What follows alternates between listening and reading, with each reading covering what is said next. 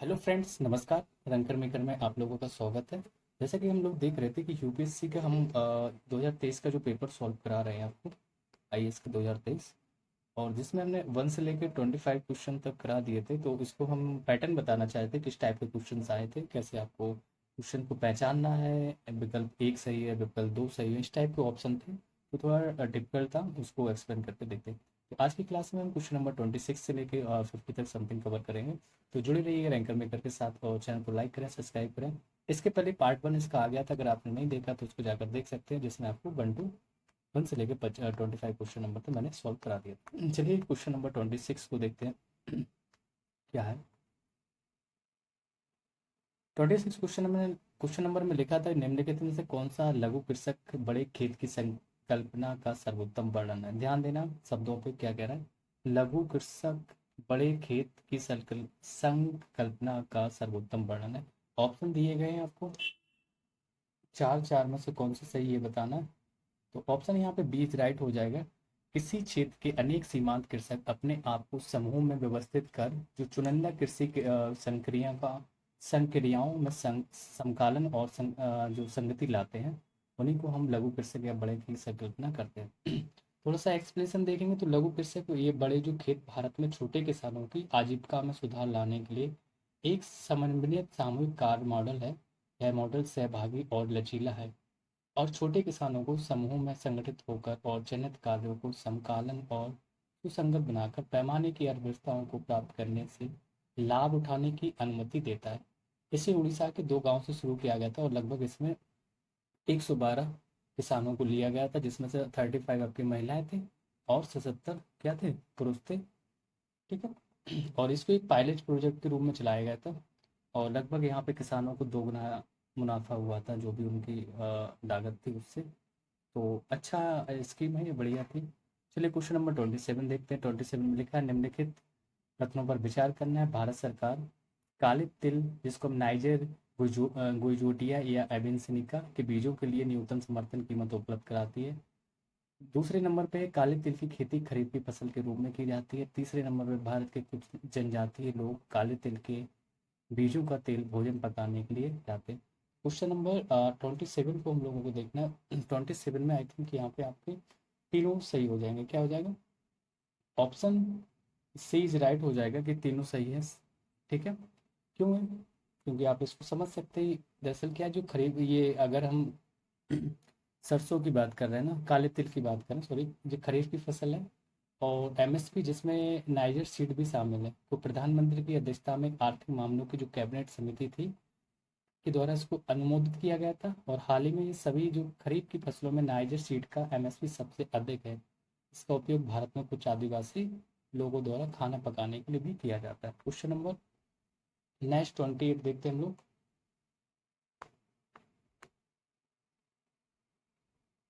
चलिए इसको बड़ा कर लेते हैं, छोटे से क्वेश्चन है, छोटा क्वेश्चन, जूम कर सकते हैं आराम से। तो लिखा है, निम्नलिखित परिसंपत्तियों में निवेशों निवेशों पर विचार कीजिए। निवेश दिए गए हैं, कौन कौन से हैं आपके। तो इसमें चार दिए गए हैं, चार तरीके के। कौन सा है, ब्रांड पहचान दी गई, माल सूची है, बौद्धिक संपदा, ग्राहकों की डाक सूची। तो उपरोक्त में से कितने अमूर्त, ये ध्यान देना, ये वर्ड को अंडरलाइन करते हैं, अमूर्त निवेश माने जाते हैं।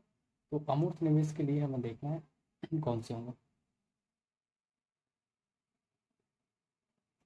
तो अमूर्त निवेश के केवल 3 इसमें से सही है, ऑप्शन सी इज राइट हो जाएगा। वो 3 है कौन से, वो देखना है। तो ब्रांड जो अमूर्त निवेश की बात करें तो यह एक भौतिक संपत्ति है। क्या एक गैर भौतिक संपत्ति है जिसका मूल्य है लेकिन भौतिक उपस्थिति नहीं है। इसके उदाहरण की अगर बात करें तो सद्भावना है, computer software, license, trademark, patent, फिल्में, कॉपीराइट इत्यादि सारी चीजें।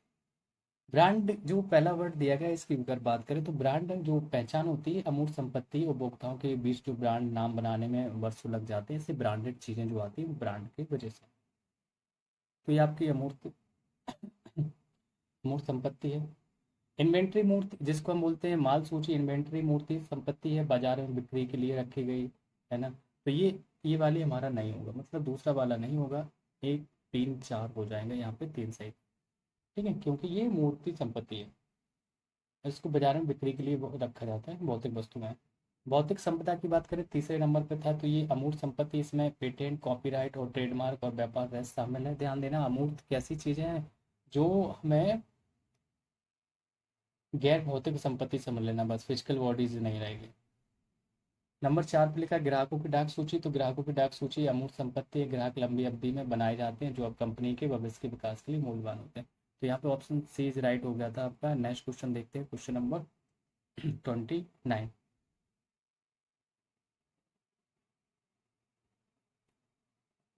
चलिए थोड़ा छोटा करते हैं इसको।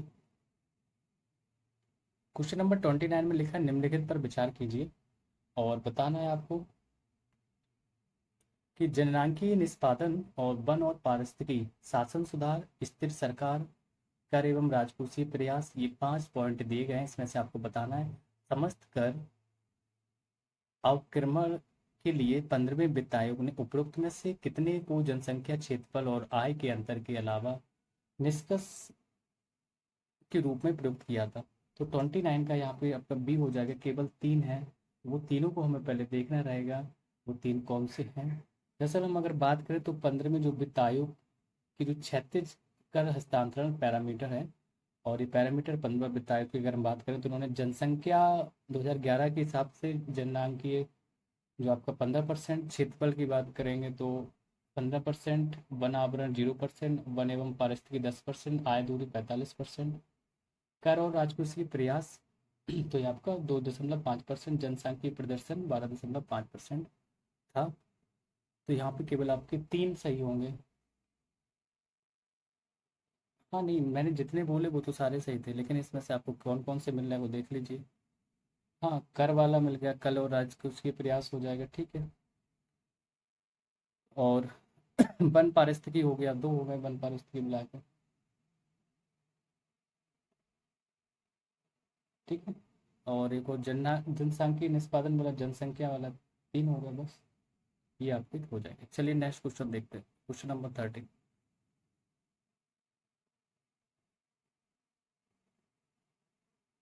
30 में लिखा है निम्नलिखित आधारिक संरचना क्षेत्रों पर विचार कीजिए। आधारिक जो संरचना क्षेत्रों पर विचार करना है। पहला लिखा है किफ़ायती आवास होते हैं इसमें। दूसरे में है आपका कि सर्वसाधारण द्रुत परिवहन, मास रैपिड ट्रांसपोर्ट होता है। तीसरा है आपका स्वास्थ्य देखभाल। चौथा है आपका पुनर्वनीकरणीय ऊर्जा। तो उपरोक्त में से कितनों पर यूएनओपीएस आधारित संरचना और नवाचार में धारणीय निवेश पहल, मतलब sustainable investments in infrastructure and innovations S3I अपने निवेशकों के लिए ध्यान केंद्रित करता है। तो क्वेश्चन नंबर 30 का ऑप्शन सी इज राइट हो जाएगा। केवल यहाँ पे आपका 3 सही है। अब वो 3 हमें देखने हैं कौन सा सही भी है, ठीक है। तो पॉइंट 2 मास रैपिड ट्रांसपोर्ट को छोड़कर, मास रैपिड ट्रांसपोर्ट मतलब ये वाला, दूसरा वाला छोड़ के बकाया 3 जो बचे सारे सही है। किफायती आवास, स्वास्थ्य देखभाल और पुनर्गठन। तो इसको छोड़कर तीनों United Nations office for project services जो यूएनओपीएस है, sustainable investment in infrastructure and innovation का हिस्सा है। तो S3I का मतलब है सतत विकास लक्ष्यों पर जो SDG के अनुरूप टिकाऊ बुनियादी ढांचा परियोजनाओं की पहचान करने और विकसित करने के लिए सरकारों, वित्तीय संस्थानों और अन्य हितधारकों के साथ साझेदारी पर ध्यान केंद्रित करता है। यह बुनियादी ढांचे के अंतर को काटने और समावेशी और टिकाऊ आर्थिक विकास को बढ़ावा देने में मदद करता है। नेक्स्ट क्वेश्चन देखते हैं हम लोग, क्वेश्चन नंबर 31। बड़ा कर लेते हैं, छोटा सा क्वेश्चन है तो बड़ा कर सकते हैं इसको आसान से।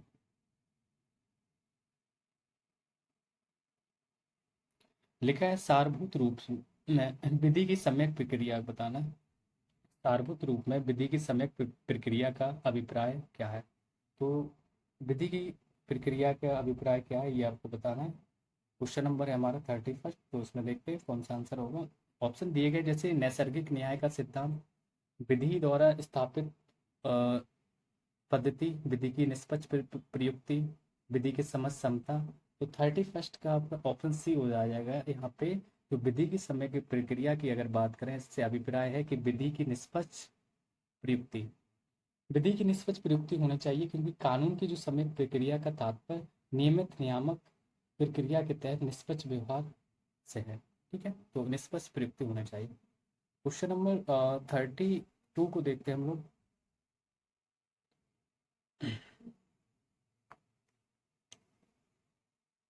32 में कथन दिया गया, कथन 1 और कथन 2 दिए गए, तो इसमें से हम लोगों को देखना है कौन सा सही है कौन सा नहीं।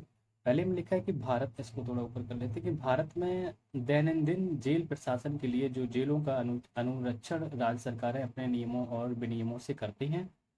तो पहला हो गया। दूसरे में लिखा है भारत में जेल का नियंत्रण जेल अधिनियम 1894 द्वारा किया जाता है, जिससे जेल का विषय स्पष्ट रूप से प्रांतीय सरकारों के नियंत्रण में रहा है। तो उपरोक्त कथनों के बारे में निम्नलिखित पर विचार करना है आपको, कौन से सही है कौन से नहीं है। चलिए देखते हैं। तो यहाँ पे ऑप्शन ए सही हो जाएगा, पहला कथन सही है और कथन दूसरा दोनों सही है, तथा कथन एक की व्याख्या करता है। तो सारी चीज़ें सही हो जाएंगी। ऑप्शन यहाँ पे ए सही है, सब ये दोनों कथन आपके सही थे। अगर हम इसकी एक्सप्लेशन की बात करें तो एक्सप्लेशन देखेंगे तो सातवीं जो अनुसूची के अनुसार जेल किस सूची का विषय है, तो ये राज्य का विषय है, राज्य सूची का विषय किस में लिखा है, सातवें अनुसूची में। भारत में जेल जो 1894 के कारागार अधिनियम द्वारा शासित होती है, जो स्पष्ट रूप से जेलों के विषय को प्रांतीय सरकारों के नियंत्रण में रखता है। यह हाल ही में जेल की अधिनियम की समीक्षा और संशोधन करने के लिए खबरों में था, इस वजह से हम बोल सकते हैं सही था। नेक्स्ट है 33 क्वेश्चन नंबर 33 को हम लोग देखते हैं। छोटा सा क्वेश्चन है, बड़ा कर लेते हैं इसको। हाँ, ये क्वेश्चन भी समझ में आप देख सकते हैं 37 से 40 के बीच में क्वेश्चन जितने भी इनके सही थे सबका पीटी निकला हुआ था। तो छोटे क्वेश्चन बड़े क्वेश्चन सबको संभल कर चलना है, अच्छे से देखना है। ठीक, चलिए देखते हैं। लिखा है, निम्नलिखित में से कौन सा एक कथन किसी देश के संविधान के प्रमुख प्रयोजन को सर्वोत्तम रूप से प्रतिबिंबित करता है। देखो, प्रतिबिंबित लिखा है और संविधान का प्रमुख प्रयोजन के सर्वोत्तम रूप में प्रतिबिंबित करता है, ये शब्द बताना में। और किसी देश के संविधान के बारे में बात कही है, तो ऑप्शन यहाँ पे सी यह है कि यह सरकार की शक्तियों को परिभाषित और सीमाबद्ध कर, यह संविधान का एक महत्वपूर्ण पहलू है, मगर बात करें तो जिसकी भूमिका और जिम्मेदारी को परिभाषित करता है और सरकार की शक्तियों को सीमित करता है। नेक्स्ट क्वेश्चन देखते हैं 34।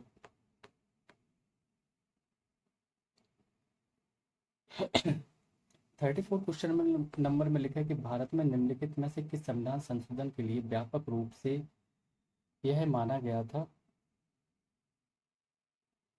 कि उसे मूल अधिकारों, ध्यान देना क्या वर्ड आया, मूल अधिकारों की न्यायिक व्याख्या को अधिभूत करने के लिए अधिनियमित किया गया।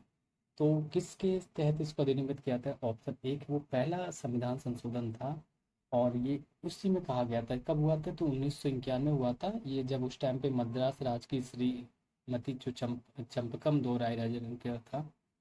अगर हम बात करें तो पहला संशोधन इस संविधान के पीछे का जो कारण है, तो मद्रास राज बनाम श्रीमती चंपकम दोराई राजन, कब 1951, 1951 की बात है ये।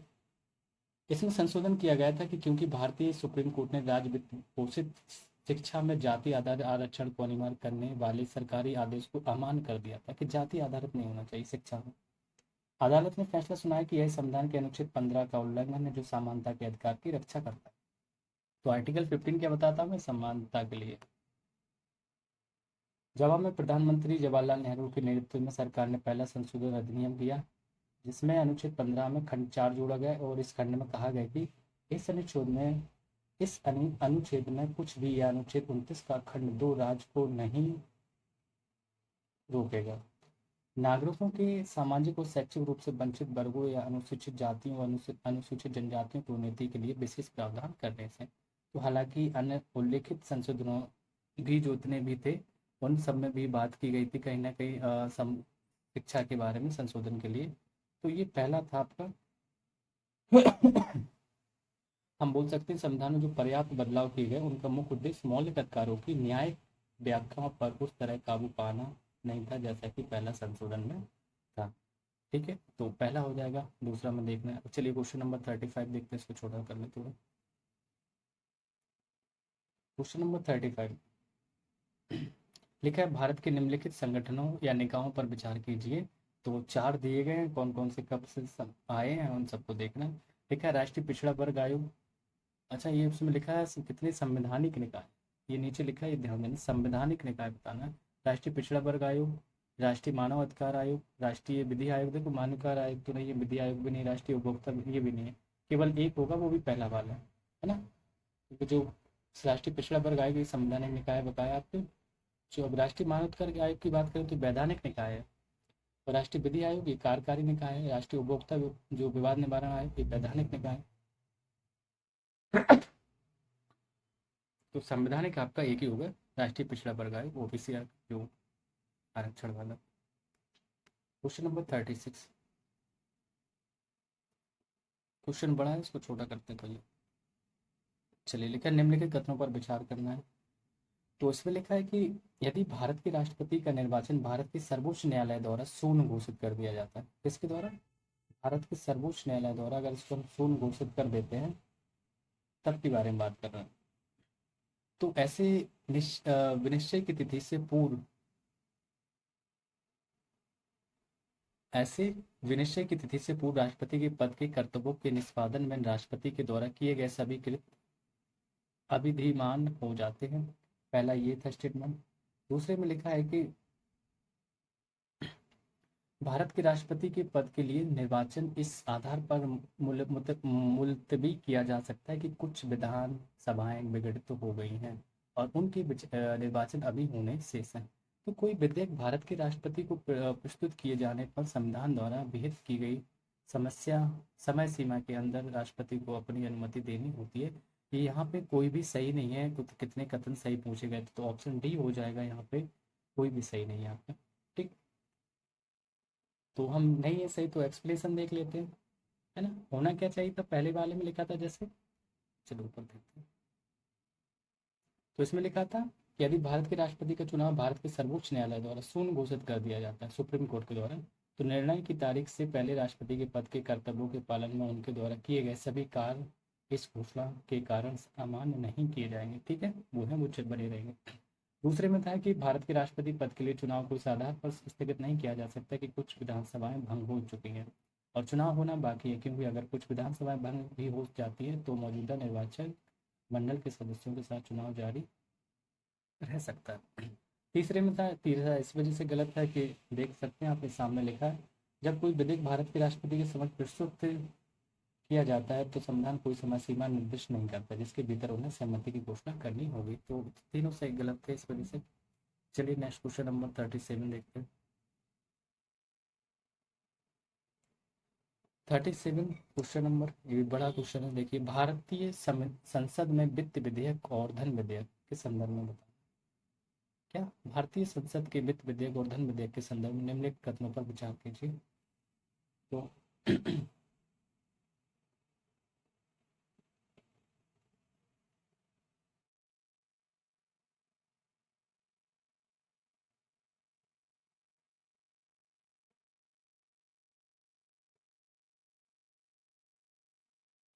पहले में लिखा है कि जब लोकसभा वित्त विधेयक को राज्यसभा में भेजती है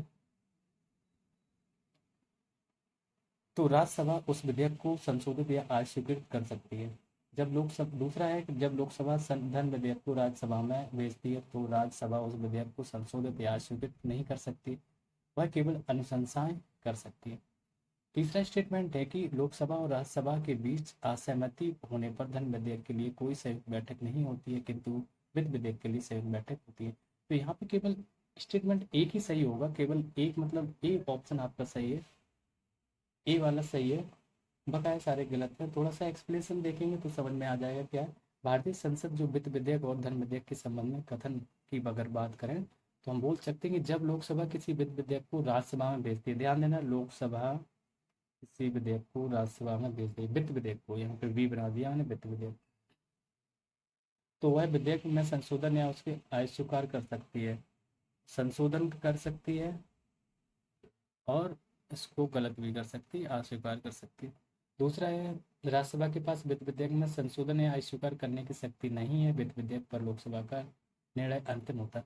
हाँ, वित्त विधेयक पर यहाँ पे लोकसभा का निर्णय अंतिम होगा, ये ध्यान देना। ठीक है, हम वित्त विधेयक पर लोकसभा का निर्णय ही अंतिम होता है। ये चीज़ें छोटी छोटी थोड़ी ध्यान देना पड़ेगा, क्योंकि राज्यसभा का इस पर कोई प्रभाव नहीं पड़ता, वो संशोधन सलाह दे सकती, बकाया उसमें कुछ संशोधन नहीं कर सकती है। समझ में आ गया? क्लियर है फर्स्ट पॉइंट? चलिए नेक्स्ट देखते हैं। दूसरे में लिखा है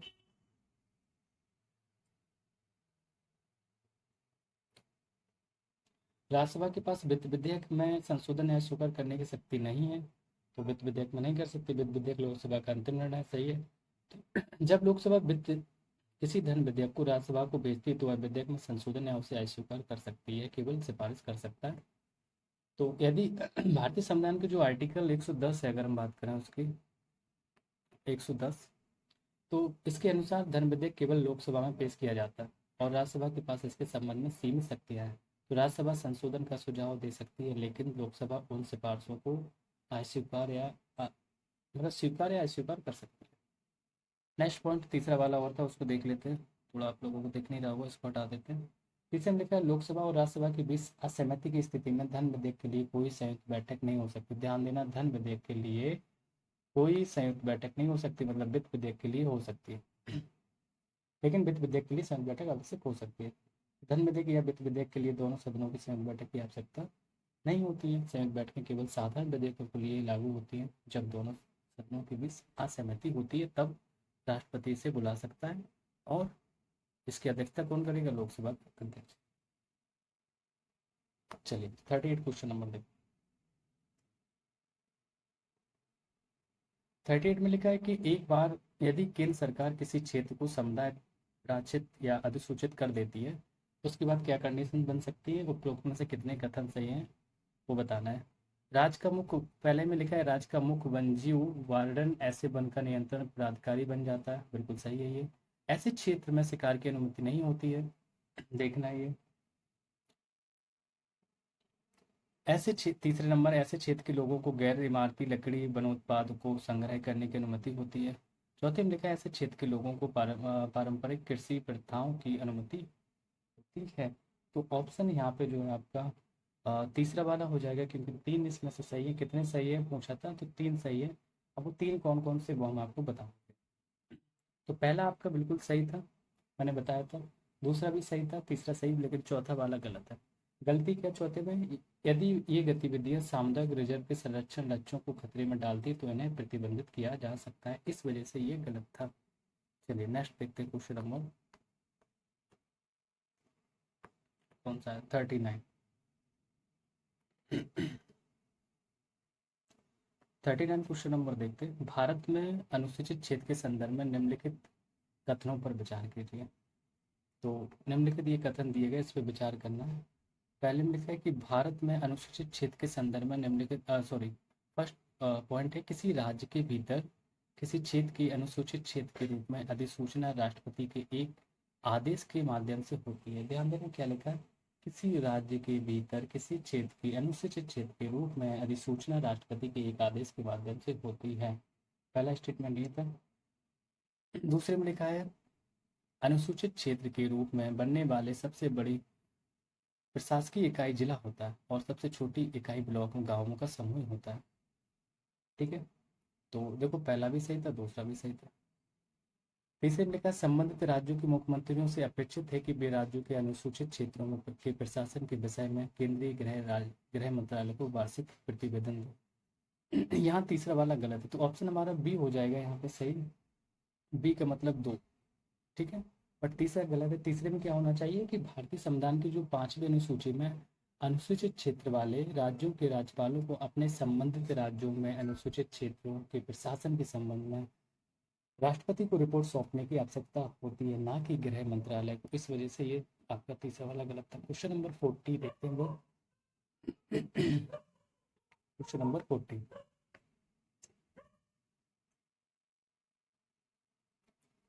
चलिए क्वेश्चन थोड़ा सा बड़ा है, अच्छे से समझना देखना है। कथन एक और कथन दो दिए गए।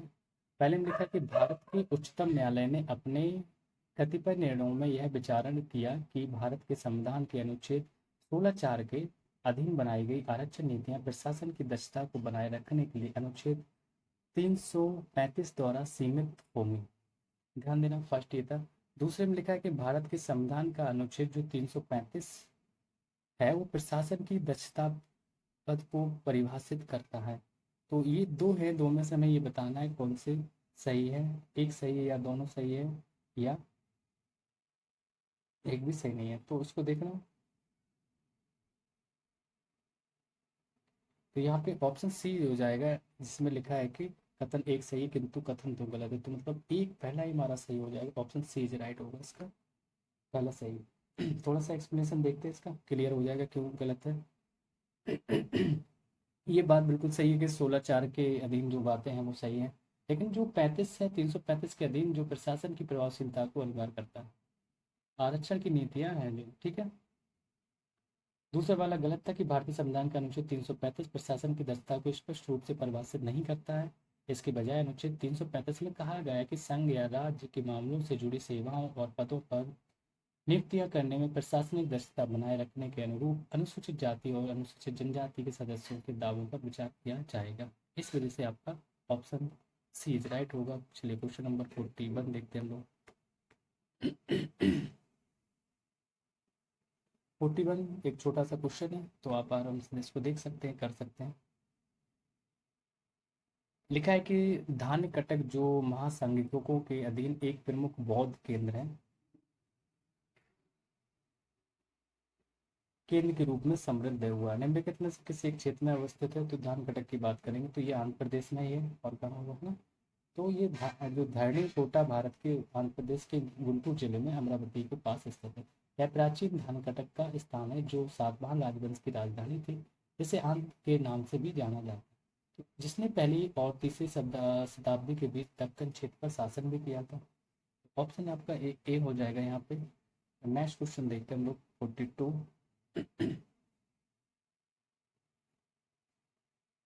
42 में लिखा है कि प्राचीन भारत के संदर्भ में निम्नलिखित कथनों पर विचार कीजिए। तो पहले हम लिखा है कि स्तूप की संकल्पना मूलतः बौद्ध संकल्पना है। दूसरा है कि स्तूप आमतौर पर अवशेषों पर निक्षेपागार होता है था।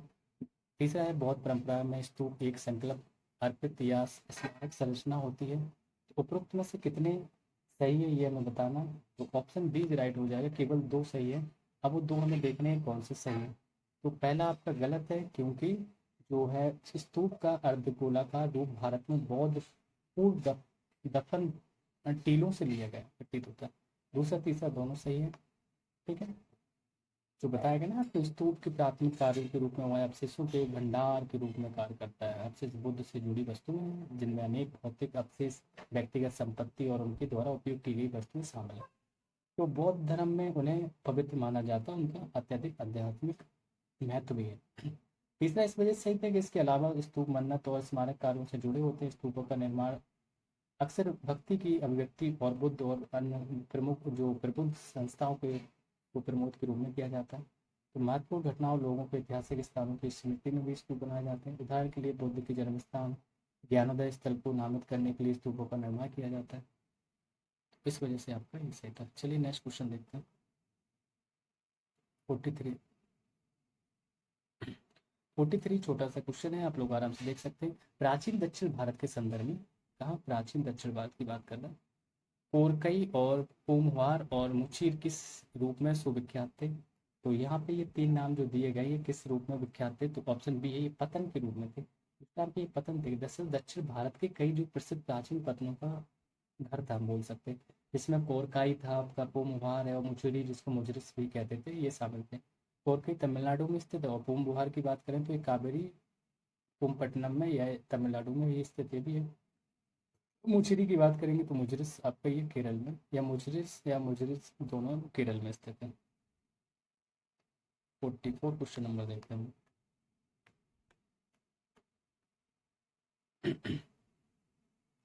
44 में लिखा है निम्नलिखित में से कौन सा एक संगम कविताओं में यथा वर्णित बट किरुतल की प्रथा को स्पष्ट करता है। ध्यान देना क्या है, कौन सा संगम कविताओं में यथा वर्णित बट किरुतल की प्रथा को स्पष्ट करता है। पहला लिखा है कि राजाओं द्वारा महिला अंगरक्षिकाओं को नियुक्त कर किया जाता था। दूसरा लिखा है कि राजदरबार में विद्वानों का धर्म और दर्शन से जुड़े विषयों पर विचार विमर्श करने हेतु एक एकत्र होना। तीसरा लिखा था कि किशोरियों द्वारा कृषि क्षेत्रों को निगरानी करना और चिड़ियों तथा पशुओं को भगाना। चौथा था युद्ध में पराजित राजा का आमरण अनशन कर अनुष्ठानिक मृत्युवरण करना। तो ऑप्शन यहाँ पे आपका डी वाला सही हो जाएगा इसके लिए। कौन सा हो जाएगा? डी। दरअसल बात यह है कि संगम कत्ताओं के अनुसार जो बट्टा तल का अर्थ है एक पराजित राजा जो खुद को, जब पराजित हो जाता तो खुद को जो आमरण अनशन पर बैठकर इन सब कुछ चीज़ों को आत्महत्या, भूख को मतलब भूख के मारे अपनी आत्महत्या करता था। तो बटालिक मृत्यु का तक उपवास करने की एक तमिल रस्म थी। यह संगम युग के दौरान विशेष रूप से व्यापक था। तमिल राजा अपने सम्मान और प्रतिष्ठा को बचाने के लिए उत्तर की ओर मुंह करके अपनी मृत्यु मतलब पद की रुतल का सामना करने के लिए तैयार थे और वे कभी भी युद्ध से मुंह नहीं मोड़ते थे। क्या एक तमिल मार्शल था? यह या तो अकेले किया जाता था या पकड़े गए राजा के समर्थकों के साथ समूह के रूप में किया जाता था। तो कुछ भी हो सकता था। क्वेश्चन नंबर 45 हम लोग देखते हैं।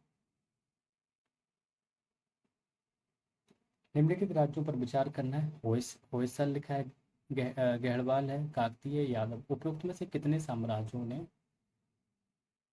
अपने राज्य आद 8वीं शताब्दी ईस्वी में स्थापित किए थे? तो ये बताइए 8वीं शताब्दी में किस किसने स्थापित किए थे? आप आराम से बता देंगे इसमें से, क्योंकि दरअसल कोई भी नहीं है। अब जो है उनको देखते हैं। तो होयसल की अगर बात करें तो ये 10वीं से इन्होंने 14वीं शताब्दी तक अपने राज्य स्थापित किए थे। उनकी जो राजधानी पहले बेलूर में स्थित थी, लेकिन बाद में से हले बिदु में स्थानांतरित कर दिया गया था। गढ़वाल की बात करें तो 11 से 12 ना, इन्होंने कान्यभुज वर्तमान में कन्नौज की को अपनी राजधानी बनाया था। काकतीय की बात करेंगे तो काकतीय 12 से 14 तक हो जाएगा ये आपको। उनकी राजधानी औरंगल्लू थी, जिसे वर्तमान में वारंगल के नाम से भी जाना जाता है। यादव की बात करें तो 9 से 14, 9 से 14 ईस्वी तक उनकी राजधानी देवगिरी, वर्तमान में जो दौलताबाद आधुनिक औरंगाबाद जिला महाराष्ट्र में जो है वहाँ पे स्थापित की थी। चलिए क्वेश्चन नंबर 46 देखते हैं हम लोग।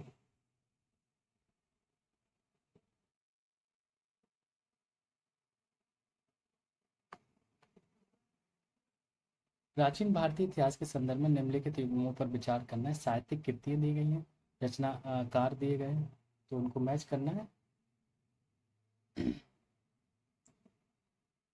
ठीक है, तो जैसे पहले लिखा है देवी चंद्रगुप्त, तो देवी चंद्रगुप्त बिल्लाड़ नहीं थे, यहाँ पे विशाखादत्त होना चाहिए। क्या होना चाहिए? विशाख दत्त। ठीक है। दूसरा मिलिंद पन्न की, अगर सॉरी हम्मीर महाकाव्य की बात करें तो हम्मीर महाकाव्य जो नए चंद्र सूरी, बिल्कुल सही है, एक सही हो गया।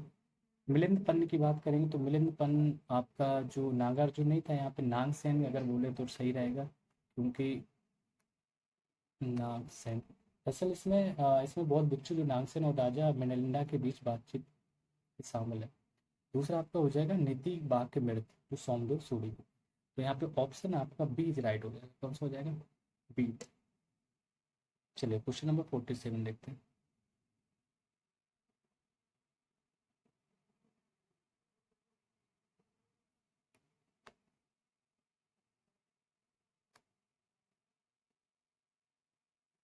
47 में लिखा है कि आत्मा केवल जंतु और पादप जीवन की संपदा नहीं है, बल्कि शिलाओं और प्रभावित जलधाराओं और अन्य अनेक प्राकृतिक वस्तुओं की भी है, जिन्हें अन्य धार्मिक संप्रदाय जीवित नहीं मानते।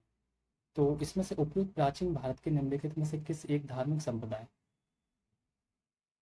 कि एक मूलभूत विश्वास प्रतिबिंबित करता है? तो 47 का जो आपका है, इसमें से कौन सा जो फॉलो करेगा? तो जैन परंपरा को फॉलो करता है। दरअसल जैन धर्म के अनुसार जानवर हो या पौधों से लेकर सूक्ष्म जीवों तक सभी जीवित जीवों में एक आत्मा होती है। इस विश्वास को जैन धर्म द्वारा और भी आगे ले जाया गया, जो अनेकांतवाद नामक दर्शन का पालन करता है, जो भी संस्थाओं के दृष्टिकोण का सम्मान करता है। 48 क्वेश्चन नंबर देखते हैं। 48 में लिखा है विजयनगर साम्राज्य की इनमें से किस एक शासक ने तुंगभद्रा नदी पर एक विशाल बांध निर्मित किया था? तुंगभद्रा नदी पर ध्यान देना, एक विशाल बांध निर्मित किया और नदी से राजधानी नगर तक कई किलोमीटर लंबी एक नहर और पुलिया का निर्माण किया। तो 48 का आपका आंसर हो जाएगा ए, देवराज थे वो, उन्होंने ये सारी चीज़ें की थी। देवराज प्रथम, जिन्होंने 1406 से लेके ये इनका जो कार्यकाल 1422 तक का था, के बीच विजयनगर साम्राज्य पर शासन किया और जल प्रबंधन प्रणालियों, प्रशासनिक प्रभावशीलता, सैन्य उपलब्धियां और राजधानी शहर के सुधार जैसे बुनियादी ढांचे में अपने योगदान के लिए प्रसिद्ध ये हुए थे। 49 में लिखा है कि मध्यकालीन गुजरात की मध्यकालीन गुजरात के इनमें से किस एक शासक ने दीव दीव को पुर्तगालियों से सुपुर्द कर दिया था? तो बताइए कौन सा हो जाएगा? ऑप्शन सी हो जाएगा, बहादुर शाह। मध्यकालीन उस टाइम पे यही होंगे बहादुर शाह, जिनका कार्यकाल कब से कब तक? तो 1535 में पुर्तगालियों के साथ एक संधि पर हस्ताक्षर किए, जिसमें मुगल साम्राज्य के खिलाफ उनके समर्थन के बदले में उन्हें दीव प्रदान किया गया था। ध्यान देना क्या बोला, पुर्तगालियों के साथ एक संधि पर हस्ताक्षर किए जिसमें मुगल साम्राज्य के खिलाफ उनके समर्थन के बदले में उन्हें दीव प्रदान किया गया था। क्वेश्चन नंबर 50, निम्नलिखित में से किसी एक एक्ट द्वारा बंगाल के गवर्नर जनरल को भारत के गवर्नर जनरल के रूप में अभिहित किया गया था? तो ये क्वेश्चन नंबर आज के सेशन का लास्ट क्वेश्चन है। आप लोग आंसर आराम से बता सकते हैं, अगर ये पढ़ा होगा आराम से आप पता होगा, क्योंकि 1833 का जो चार्टर एक्ट था उसी के द्वारा। अब कौन था उस समय? तो लॉर्ड विलियम बेंटिंक ने भारत के पहले गवर्नर जनरल के रूप में कार्य किया। इसने बंगाल के गवर्नर जनरल को भारत में ब्रिटिश आधिपत्य वाले संपूर्ण क्षेत्र पर भारत का गवर्नर जनरल बना दिया और उसे सभी नागरिक और सैन्य अधिकार भी प्रदान किए गए थे। तो आई होप आप लोगों को ये सेशन पसंद आया होगा। ये देखिए यूपीएससी 2023 का टॉप पार्ट नंबर 2 था, जिसमें हमने पहले पार्ट में 1 से 25 तक क्वेश्चन किए थे, दूसरे पार्ट में 26 से लेकर 50 तक के। ऐसे ऐसे आपके जितने भी क्वेश्चन हो गए कवर करा देंगे, ज़्यादा बड़ा वीडियो भी नहीं करना। एक बार इसको जरूर देख लीजिएगा, क्योंकि इससे एनालिसिस पता चलता है क्वेश्चन कहते आएगा आते हैं। चलिए, थैंक यू फॉर वॉचिंग, नमस्कार।